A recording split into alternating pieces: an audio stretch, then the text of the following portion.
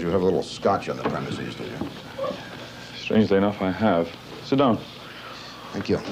With or without ice? I'd like a few ice cubes, please. I see you're sporting a little long hair today. You in disguise for some reason, or are you taking up the violin? No, I'm not taking up the violin. I'm just growing it for this film I'm going to be doing in Mexico in November. What kind of film is it? A Western. You are doing a Western? Mm-hmm. Ever done one before? No, it's the first time, but I think every actor at some stage in his career feels he's got to make a go at it. You know, Sean, many people who have enjoyed your success seem to take on a life of opulence with large estates and lots of big, fast cars and other luxuries. You seem to avoid all that. Why don't you treat yourself quite that well? Well, I think I've treated myself very well, in that the most important thing for me is space, and I have it here. I have a place to dress, I have a place to sleep, I have a place to wash, I have a place to eat, a place to relax, and a place to work, all in the one house. I have a one car, and all the clothes I've picked up in the films I've been in, which is really the important things to me are just these things, and eating, and I get everything here. Does the fact that you're Scotch have anything to do with it, do you think? Probably, yes. Coming from my background, I'm living like a king. Right. What kind of background have you got that makes you say that? Well, I come from a room and kitchen, a tenement in Edinburgh, in Scotland, and my father's a long-distance lorry driver, so he wasn't home all that much. And I started work when I was 9, left school at 13, and one thing one was always very much aware of was a lack of space. I left that, went to the Navy at 16, signed for 12 years, and immediately went into the same situation, but with metal rooms instead, you know, on the ship. So, and never ever in control of what you want to say or do or any of these things. Whereas in this life, when I eventually came down to London, 1952, 53, and when I decided to become an actor, I then started to make my own decisions and make my own money, make my own decisions what happened to the money I made, or the money I didn't make, or the food I had, or the food I didn't have, and it's a different situation altogether. So as far as I'm concerned, I live the way I want on my terms. What do you do besides films? What do you do in your spare time? Well, mostly now I play golf because it's got a couple of good things about it. One, that it's got space, room to move, and nobody can get at you, and tremendous exercise and fresh air. When I'm doing that, I can't think about anything else. Mm-hmm. And it's a case of priorities, for myself anyway, to get the things that I think are important for me, be my pleasure, be my work, or what have you, to give them their values. And golf is very important to me. Are there any other games that you play? Yes, work and table tennis, Russian billiards. What are Russian billiards? Well, it's the same as French billiards. The only difference is that they have holes in the table. The table is slightly smaller. There are no pockets. You have one here in the house? Yes, I have one downstairs. I don't suppose we get a look at it. We can even play if you brought some money. If I brought some money. We'll get Sean to check us out on Russian billiards in just one moment.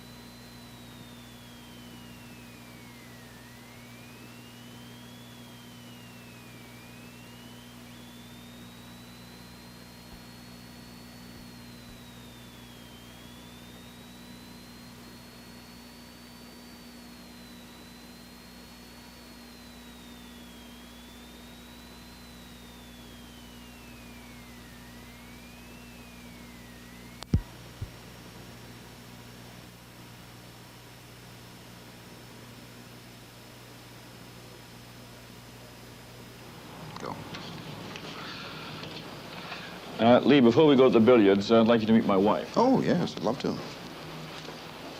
Diane, this is Lee Bailey, my wife, Diane Cilento. How do you do, Diane? Very nice to see you. I understand that in addition to your acting career, you've taken up writing. Is that so? Yes, yes. You just completed a book? Mm-hmm. I'm just finished. Tell me about it. Well, it's only 200 pages long, and it's my first attempt, and luckily it's been doing very well in this country. It's called The Manipulator. And Very good. Biased Very good. endorsement. Biased. No, it's not Yeah. biased at all, no, because I went through all the rewrites and all the tearing up stages, and when we were on location on films, they'd say, I've got nothing to do, get on with the book, I want to tear it up, I want to burn it. Anyway, it's finished, and I think it's very good. And he's done the cover of it. That's Sean's word? Yes, it's that way. Well, who is the manipulator? Tell me about the plot. What's it about? Well, it's 24 hours in a film festival set in Acapulco. And I've taken a sort of cross-section of people and planted them in that sort of honky-tonk town, just for the film festival. And it's about one man who manipulates other people. Sean mentioned that you were writing it on location. Is this while he was filming? Well, I started in Nassau when he was doing Thunderball. And he was going to work every day, and I was just sitting on the beach and writing. Well, now, has the world lost an actress and gained a novelist, or are you still going to dabble in both? Well, I'm still going to dabble. I like acting very much, but I'm going to I'm going to try and write another book that's much more serious and a bit longer. Mm-hmm.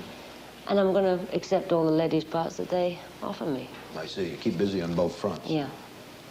You know, Diane, over in America, the actors have been getting into politics pretty steadily now. We have a governor and a senator out in California who spent their lives as actors. And over here, I see that there's a lot of demonstrating. The Red Graves marching up and down the street, yelling, "Ban the bomb," and so forth. Do you have any aspirations in either direction?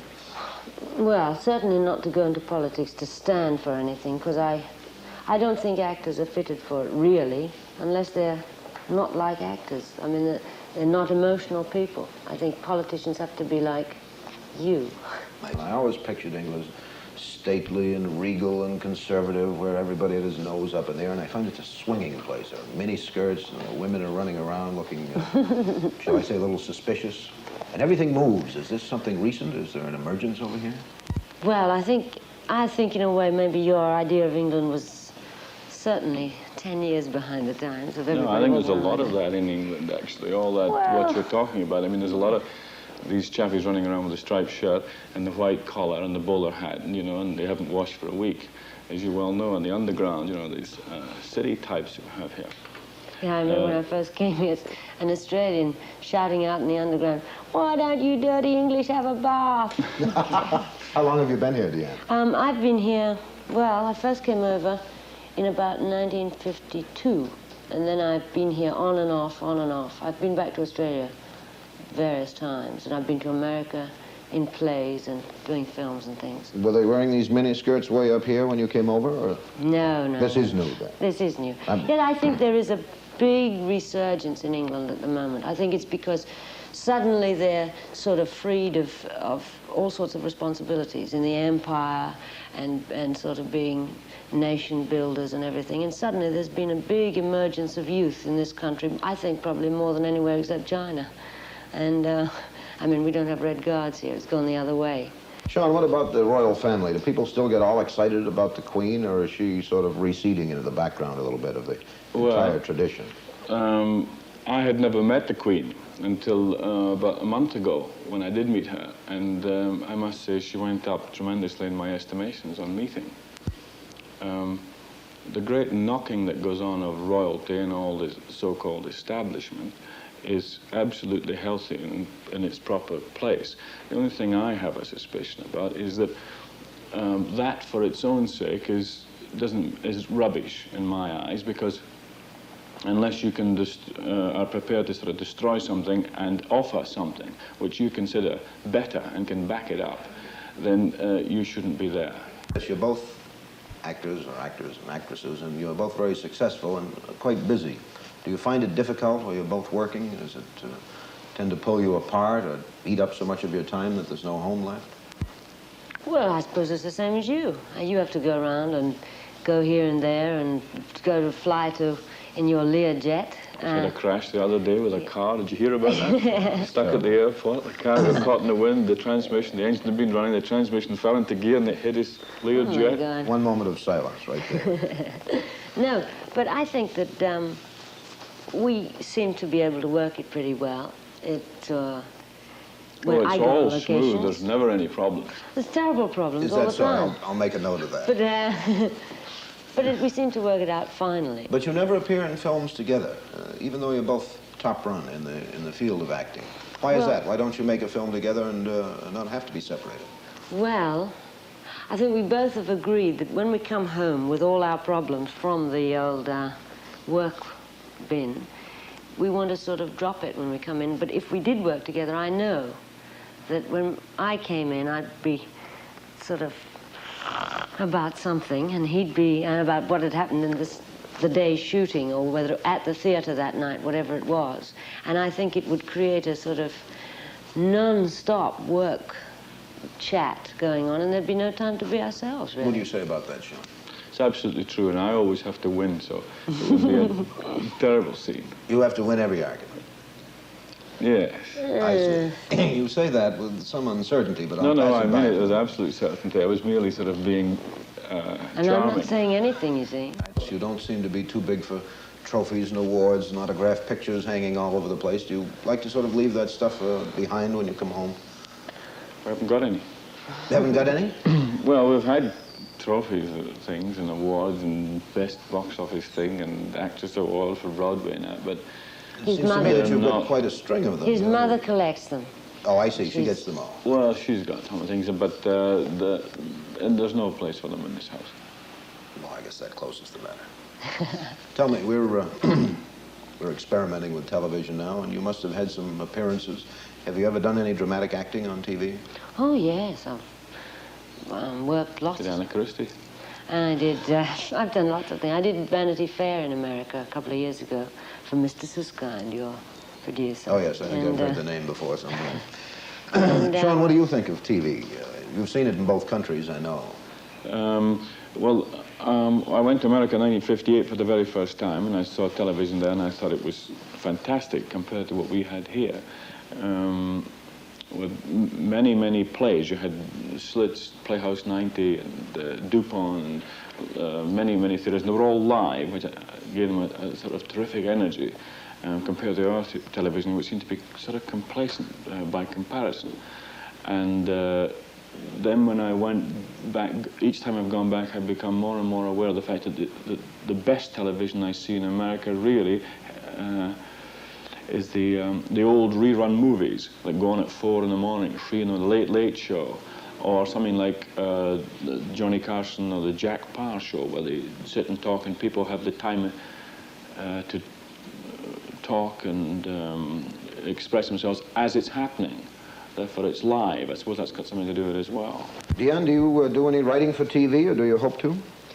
Well, I've just done a adaptation of a Kafka short story as a TV, I hope gets done, and I'm just going to try and do another one.